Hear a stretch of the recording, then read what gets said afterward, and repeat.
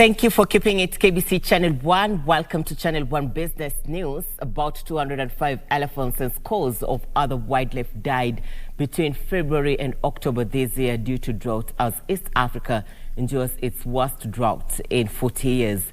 The crisis has seen a number of rivers drying up, grasslands, shriveling, and 49 deaths of the rare and endangered Grevy zebras.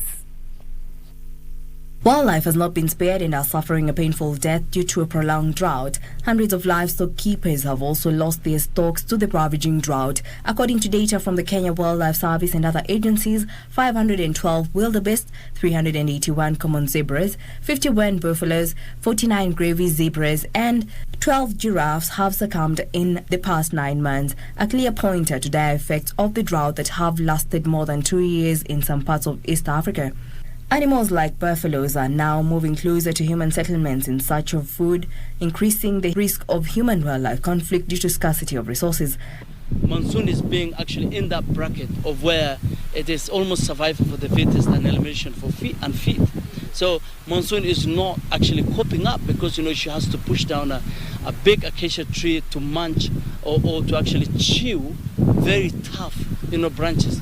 I suspect her molars would be very weak or just completely worn out.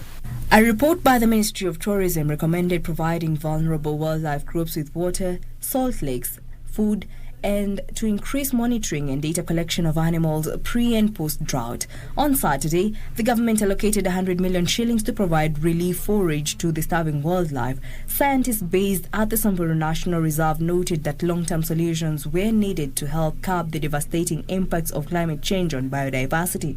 This is the most devastating drought that I've seen because we have about 3 years or even more of no rains actually in this area. They also called for partnership between conservations that will provide finances to prevent any imminent drought-related mortality of wildlife in the country. The deadly impacts of climate change are here and now. Loss and damage can no longer be swept under the rug. It is a moral imperative. It is a fundamental question of international solidarity and climate justice.